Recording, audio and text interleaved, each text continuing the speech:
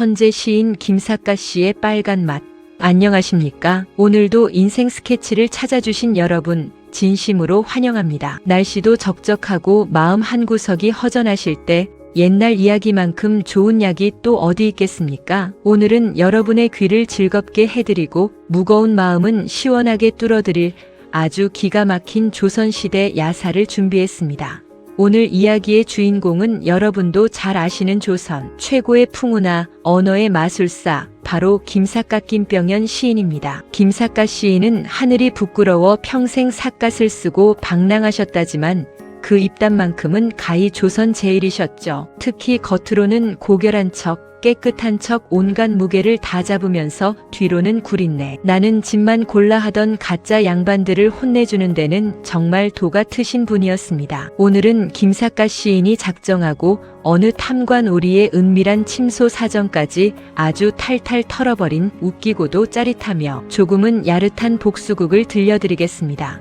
자, 이야기 보따리 천천히 풀어볼 테니 편안하게 들어봐 주시겠습니까? 여러분의 구독과 좋아요는 큰 힘이 됩니다. 여러분, 언어의 마술사 김삿갓의 숨겨진 몇 이야기 살펴볼까요? 1. 냄새나는 서당의 비밀. 배고픈 나그네에게 가장 서러운 게 뭔지 아십니까? 바로 눈앞에 밥상을 두고도 발길을 돌려야 하는 인색함이지요. 지금 들려드릴 이야기는 김삿갓 시인이 어느 지독하게 인색한 서당 훈장을 만나 말 한마디로 그 서당을 똥통으로 만들어버린 아주 통쾌한 이야기입니다. 때는 어느 추운 겨울날 저녁이었어요. 며칠을 굶으며 산길을 넘던 김삿갓 시인이 멀리서 불빛을 발견했지요. 다가가 보니 글 읽는 소리가 낭낭한 어느 서당이었습니다. 아이고 살았구나 싶어 대문을 두드렸지요. 지나가는 과객이온데 찬 이슬을 피할 방 한 칸과 요기할 밥 한 그릇 청할 수 있겠습니까? 그런데 웬걸요? 방 안에서 튀어나온 훈장놈의 얼굴이 가관이었습니다. 기름기가 번지르르한 얼굴로 삿갓 시인을 위아래로 훑더니 신발도 신지 않은 채 문지방에 걸터앉아 툭 던지는 말이 이랬습니다. 우리 서당은 성현의 돌을 닦는 곳이지 거렁뱅이 밥 먹이는 곳이 아니니 당장 나가시오. 삿갓 시인은 기가 찼습니다. 서당 아이들은 스승의 눈치만 보며 웅성거리고 있었지요. 시인은 허허 웃으며 붓을 하나 빌려달라고 했습니다. 대접은 못 받았으나 명색이 선비이니 시 한 수 남기고 가겠소. 훈장은 어디 실력이나 보자며 붓을 던져주었지요. 김삿갓 시인은 일필의지로 종이에 넉 줄의 한자를 써내려갔습니다. 훈장은 한자를 하나하나 뜯어보며 고개를 갸우뚱했습니다. 서당 내 굴치쇼당 나이 9초요. 훈장해석 서당 안에는 냄새가 굽이쳐 오르고 학동제 무공 저통주 무공이라.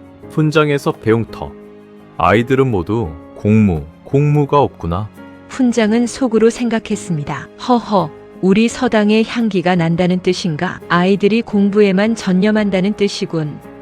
기분이 좋아진 훈장이 다음 구절을 읽었습니다. 성주 이불 출싱주 류부추하니 훈장해석 주인장은 신발을 신지 않고 나와 반기니 불지부득사 뿌즈부더시라 훈장해석 밥을 얻어먹지 못함은 내가 알지 못함이라. 하하하하 나를 신선처럼 묘사했구나. 훈장이 크게 만족하며 삿갓 시인에게 술이라도 한 잔 내주려 고개를 드는 순간 시인은 이미 삿갓을 깊게 눌러쓰고 사라진 뒤였습니다. 그런데 잠시 후 이 시를 소리내어 읽던 학동 하나가 배를 잡고 뒹굴기 시작합니다. 스승님, 이게 그 뜻이 아닙니다요. 소리 나는 대로 읽어보십시오. 서당 내 굴치, 냄새가 구리다. 학동 제 무공, 시인이 재수 없다. 성주 이불출, 성질이 고약하다. 불지 부득사, 얻어먹지 못하겠다. 그제야 뜻을 알아챈 훈장의 얼굴이 북락푸르락 달아올랐습니다. 이놈이 내 서당을 방귀 냄새 나면 똥통으로 만들고 나를 재수없는 놈이라 욕하고 갔구나. 하지만 이미 김삿갓 시인은 저 멀리 언덕 너머에서 껄껄 웃으며 사라진 뒤였지요. 여러분, 글이란 이렇게 무서운 겁니다. 겉으로 점잖은 척해도 속이 구리면 결국 그 냄새가 드러나기 마련이지요. 밥 한 그릇 안 준 훈장의 최후. 시장이 반찬이라는 말이 있지요. 하지만 배고픈 나그네에게 가장 큰 고통은 눈앞에 음식을 두고도 문전박대당하는 서러움일 겁니다. 이번에 들려드릴 이야기는 김삿갓 선생이 어느 인색한 훈장을 만나 그의 이름과 마을 이름을 이용해 아주 시원하게 욕설 잔치를 벌인 통쾌한 사건입니다. 때는 찬바람이 쌩쌩 부는 늦가을 저녁이었습니다. 며칠을 굶으며 산길을 걷던 김삿갓 선생이 허기진 배를 움켜쥐고 어느 작은 마을 회진동이라는 곳에 당도했습니다. 마을 어귀에 번듯한 서당이 하나 보이기에 선생은 반가운 마음에 대문을 두드렸지요. 지나가는 과객이 온데 날은 저물고 배는 고프니 밥 한 쓸과 하룻밤 잠자리를 청할 수 있겠습니까? 그런데 방 안에서 나온 훈장이라는 작자의 안색이 아주 고약했습니다. 선생의 낡은 삿갓과 해진 옷을 보더니 문도 열어주지 않고 코방귀를 뀌며 내뱉는 말이 이랬습니다. 우리 서당은 서면에 돌을 닦는 신성한 곳이지 자네 같은 방랑자나 먹여 살리는 구휼소가 아니네. 당장 물러가게! 김삿갓 선생은 기가 찼습니다. 명색이 아이들을 가르치는 훈장이라는 자가 인이해지는커녕 나그네에게 물 한 잔 건네지 않는 인색함이라니요. 선생은 허허 웃으며 붓을 꺼내 들었습니다. 대접은 못 받았으나 이 마을 이름과 훈장님의 성함이 하도 명망이 높아 시 한 수 남기고 가겠소. 훈장은 어디 실력이나 보자며 뒷짐을 지고 지켜봤지요. 선생은 일필위지로 종이에 8글자를 적어 내려갔습니다. 회진 동네에 방문하니 회진동 마을 안을 방문하여 보니 훈장 가명 쿤장 자명은 황견, 괜이로다. 훈장의 집안 이름은 황금빛 개처럼 빛나는구나.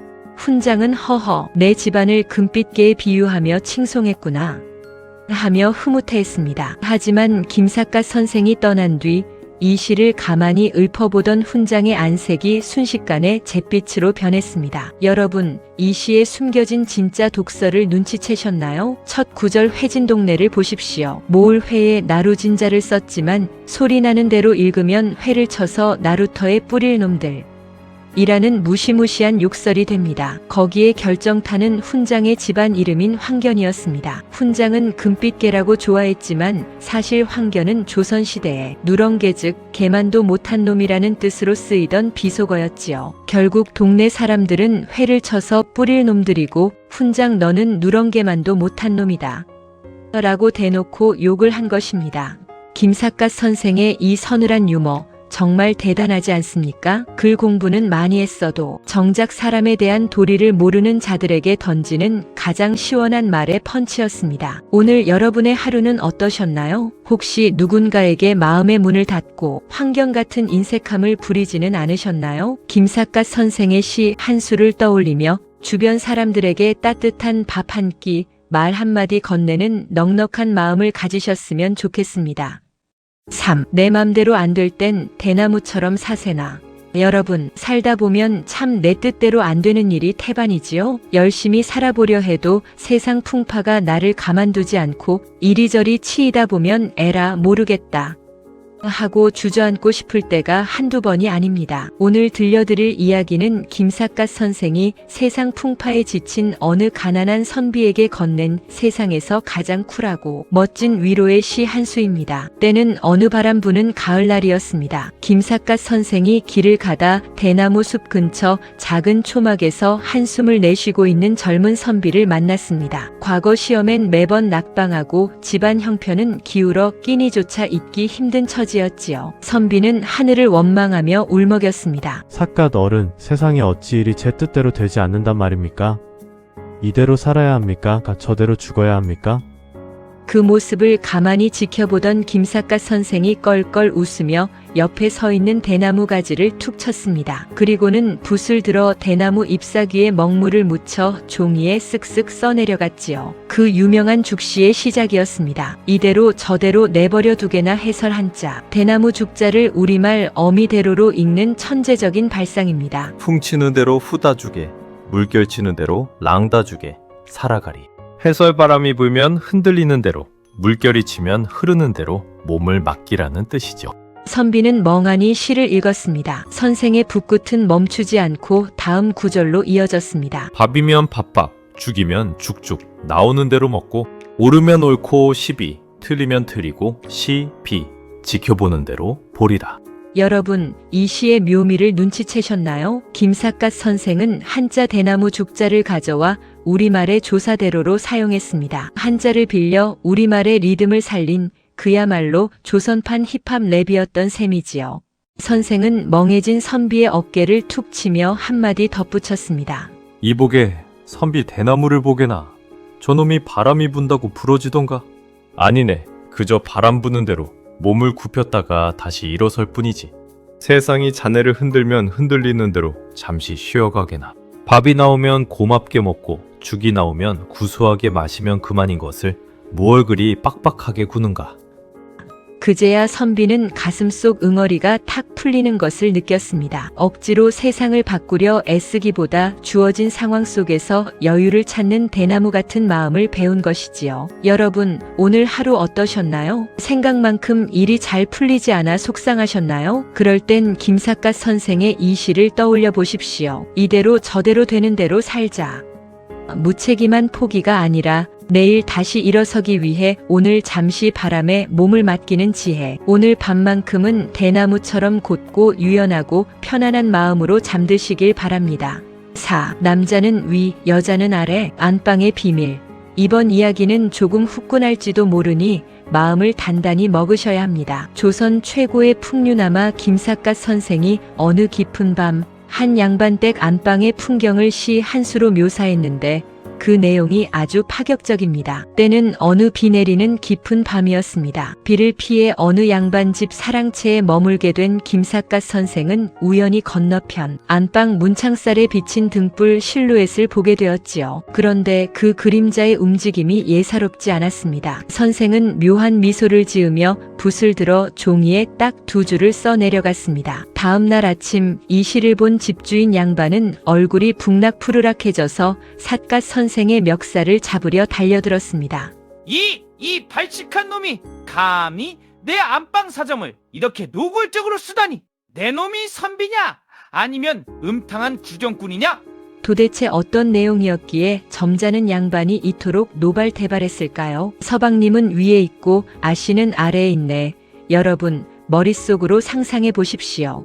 깊은 밤 남녀가 위아래로 겹쳐있는 그 아찔한 상황을요. 둘이서 좋아서 어쩔 줄을 모르는구나. 게다가 두 사람이 너무나 기뻐서 어쩔 줄 모른다니. 시청자 여러분은 지금 무슨 생각을 하고 계십니까? 양반이 남녀 상렬지사를 이토록 천박하게 으다니. 라며 호통을 치자 김삿갓 선생은 삿갓을 슬쩍 들어올리며 천연덕스럽게 대답했습니다. 아이고 주인장 어른, 대체 무슨 상상을 하신 겁니까? 저는 그저 글자 공부를 한 것뿐입니다요. 자, 가만히 보십시오. 선비가 위에 있고 입이 그 아래에 있는 글자가 무엇입니까? 바로 기랄길자지요. 그 기랄길자 아래에 또 입과 반 모양이 합쳐져 나란히 붙어 있으니 그게 바로 기뿔희자 아닙니까? 저는 그저 기뿔희자의 모양을 위아래로 나누어 설명했을 뿐인데 주인장께서는 대체 무엇을 보셨기에 그리 화를 내십니까? 양반은 그만 꿀먹은 벙어리가 되고 말았습니다. 겉으로는 엄격한 도덕을 외치는 유교 선비인 척했지만 사실 머릿속으로는 김삿갓이 던진 미끼를 덥석 물어 음란한 상상을 먼저 해버린 꼴이 되었으니까요. 여러분, 김삿갓 선생의 이 천재적인 상상력 낚시 정말 대단하지 않습니까? 겉모습만 보고 남을 판단하거나 자기 마음속에 든 음란함을 남 탓으로 돌리는 가식적인 인간들에게 던지는 시원한 한방입니다. 5. 삿갓 아래의 미소. 때는 바야흐로 조선 후기 전라도 어느 깊은 골짜기에 자리 잡은 평화로운 고을이었습니다. 그런데 이 마을의 평화를 깨트리는 자가 있었으니 바로 새로 부임한 사또였습니다. 이 사또라는 작자는 백성들의 피땀 어린 세금을 짜내어 제 배 채우는 것을 당연하게 여겼고 밤만 되면 고을의 미색을 갖춘 여인들을 불러 수청을 들게 하는 것이 유일한 낙이었습니다. 그런데 이 사또에게는 아주 고약한 취미가 하나 더 있었습니다. 바로 시를 읊으며 자기가 아주 고결한 선비인 척 위선을 떠는 것이었죠. 하지만 그가 읊는 시 구절 사이사이에는 늘 음란하고 추잡한 생각만 가득 차 있었습니다. 사또의 내실에서는 매일 밤 술 냄새와 분 냄새가 끊이지 않았습니다. 어느 날 달 밝은 밤이었습니다. 사또는 새로 들어온 어린 기생 서량이의 가녀린 손목을 잡고 억지수를 권하고 있었습니다. 허허! 서양아, 네 얼굴이 저 밤하늘의 보름달 같으니 내 마음이 아주 요동을 치는구나. 오늘 밤 내 곁에서 시 한 수같이 읊어주면 내 아비의 해묵은 죄를 사해주마. 어떠냐? 이 사또의 방안의 도가를 한번 배워보지 않겠느냐? 서량이는 그저 눈물만 뚝뚝 흘리며 고개를 저었지만 탐욕의 눈이 먼 사또의 귀에는 들리지 않았습니다. 사또의 투박한 손이 서량이의 저고리 깃으로 서서히 향하던 바로 그 찰나였습니다. 아이고 동네 사람들, 여기 고기 굽는 냄새가 담장을 넘어 이 강산 전체에 진동을 하네요 그려. 대문 밖에서 낡아빠진 삿갓을 깊게 눌러쓴 사내 하나가 껄껄거리며 당당하게 걸어 들어오는 게 아니겠습니까? 네, 바로 김삿갓 시인이었습니다. 사또는 모처럼 잡은 흥이 깨지자 얼굴이 험악하게 일그러졌습니다. 이 빌어먹을 삿갓dum은 누구냐? 감히 어느 안전이라고 이 깊은 밤에 발을 들이느냐? 김삿갓 시인은 허허 웃으며 삿갓을 고쳤었습니다. 지나가는 과객이 온데 배가 너무 고파서 시 한 수 읊어드리고 술 한 잔 얻어먹으러 왔습니다요. 사또 어른께서 그렇게 글에 조예가 깊고 풍류를 하신다니 저와 내기 한 판 어떠십니까? 사또는 속으로 생각했습니다. 이놈을 여기서 박살내서 서량이 앞에서 내 위엄을 똑똑히 보여주리라. 좋다. 내 놈이 시인이다니 내기를 하자. 내가 운자를 부를 테니 시를 짓거라. 만약 내 마음에 들지 않으면 내 놈의 혓바닥을 뽑아버리고 저 기생과 함께 멍석마리를 해서 거울 밖으로 던져버리겠다. 김삿갓 시인은 여유롭게 대답했습니다. 좋죠. 대신 제 시가 사또 어른의 간장을 녹이고 여기 계신 분들의 무릎을 탁 치게 만든다면 저 가련한 서량이를 자유의 몸으로 풀어주시겠습니까? 사또는 코방귀를 끼며 운자를 던졌습니다. 어디 한번 읊어보거라. 운자는 경과 정이다. 방 안의 공기는 얼음장처럼 차가워졌고 서량이는 겁에 질려 김삿갓 시인의 옷자락을 붙잡았습니다. 하지만 시인은 오히려 입술을 실룩거리며 묘한 미소를 지으셨습니다. 김삿갓 시인이 천천히 입을 열었습니다. 사또 어른, 제가 읊는 시는 귀로 들으면 참으로 고결하나 그 뜻을 마음으로 새기면 아주 화끈할 것입니다요. 시인이 낭독을 시작합니다. 사또의 위엄은 만고의 절경이요 기생의 품속은 깊디 깊은 정의로다. 여기까지 듣자 사또는 입이 귀에 걸렸습니다. 하하! 그래, 내 기계가 절경이지. 역시 안목이 있는 놈이로구나. 하지만 김삿갓 시인의 목소리가 한 옥타브 낮아지며 다음 구절을 뱉어냅니다. 앞에서 보니 빳빳하게 선 대나무 같으나 뒤에서 보니 힘없이 늘어진 뱀이 기어가는구나. 방 안이 갑자기 찬물을 끼얹은 듯 조용해졌습니다. 사또의 안색이 서서히 변하기 시작합니다. 이놈아! 대나무는 선비의 절개라지만 뱀이라니 이게 대체 무슨 소리냐? 김삿갓 시인이 눈을 반짝이며 대답했습니다. 아이고 사또 어른, 대나무처럼 빳빳한 것은 사또의 탐욕스러운 뱃살을 말하며 뱀처럼 늘어진 것은 밤마다 서량이 같은 미인 앞에서 힘 한 번 못 쓰고 축 처지는 사또 어른의 그곳을 말하는 것이옵니다. 사또는 당황해서 얼굴이 흑빛이 되었습니다. 자기의 은밀한 약점 사실 이 사또는 밤일에 아주 젬병이었다는 소문이 자자했거든요. 김삿갓 시인이 단번에 꿰뚫어 본 것이었습니다. 이놈이 미쳤구나. 여봐라, 저놈을 당장 끌어내 곤장을 쳐라. 사또가 소리를 지르자 포졸들이 들이닥치려 했습니다. 하지만 김삿갓 시인은 더 크게 웃으며 방 한복판으로 성큼성큼 나섰습니다. 잠깐, 사또 어른, 아직 제 시는 끝나지 않았습니다요. 마지막 구절은 사또의 아랫도리보다 더 화끈하니 잘 들어보십시오. 김삿갓 시인은 허공에 손가락을 휘저으며 외쳤습니다. 안반네들 모여 앉아 구멍만 찾으니 공자님 말씀은 온데간데 없고 아랫도리 충사 위에 나라가 휘청이네. 이것은 단순히 야한 농담이 아니었습니다. 유교의 성인인 공자의 성씨 구멍 공자를 교묘하게 써서 공부는 뒷전이고 여자의 구멍만 찾는 양반들의 이중성을 통쾌하게 꾸짖은 것이었죠. 사또는 분노로 몸을 부르르 떨며 칼을 뽑으려 일어났습니다. 그런데 바로 그 순간이었습니다. 김삿갓 시인이 미리 술수를 부려놓은 것인지 아니면 하늘이 도우신 것인지 사또가 벌떡 일어나는 순간 그의 허리띠가 툭 하고 끊어져 버렸습니다. 사또의 하얗고 빈약한 아랫도리가 만천하에 드러났습니다. 그것도 서량이와 수많은 기생, 그리고 포졸들이 지켜보는 앞에서 말이지요. 아이고, 사또의 절경이 여기 숨어 있었네 그려. 대나무인 줄 알았더니 참새 혓바닥만 하구먼. 김삿갓 시인의 조롱에 방아는 그야말로 웃음바다가 되었습니다. 분노와 수치심 그리고 이 기가 막힌 상황 속에서 사또는 뒷목을 잡고 그대로 쓰러져 버렸습니다. 잔치판은 순식간에 아수라장이 되었고 김삿갓 시인은 그 틈을 타 서량이의 손을 잡고 유유히 고을을 빠져나왔습니다. 고을 어귀에 도착하자 시인은 서량이에게 작은 보따리 하나를 건넸습니다. 그 안에는 아까 사또의 방에서 슬쩍 챙겨온 금붙이 몇 개가 들어있었죠. 이것으로 아버님 약값도 하고 다른 고을로 가서 새 삶을 찾아보아라. 서량이가 눈물을 흘리며 물었습니다. 선비님, 어찌 이름도 모르는 저를 위해 목숨까지 거셨습니까? 김삿갓 시인은 삿갓을 깊게 눌렀으며 먼 산을 바라보셨습니다. 나도 한때는 글 공부 좀 했다고 떵떵거리던 놈이었지. 하지만 내 조부를 내 글로 죽인 사실을 알고 나서야 비로소 깨달았다. 글이란 사람을 살리는 데 써야지 남을 짓밟거나 제 욕심 채우는 데 쓰면 그건 똥종이보다 못한 법이란다. 시인은 다시 특유의 구수한 목소리로 덧붙였습니다. 그리고 말이네. 아까 저 사또는 바지 내린 거 봤지? 양반이고 선민이고 옷 벗겨 놓으면 다 똑같은 인간이야. 무서울 거 하나 없단다. 김삿갓 시인은 그렇게 껄껄 웃으며 지팡이 하나 짚고 다시 정처 없는 길을 떠나셨습니다. 김삿갓 시인의 이 화끈하고도 구수한 복수극 재미있게 들으셨습니까? 겉으로는 점잔 빼고 고결한 척하지만 속으로는 온갖 추악한 욕망을 품고 사는 사람들, 사실 예나 지금이나 우리 주변에 많지요?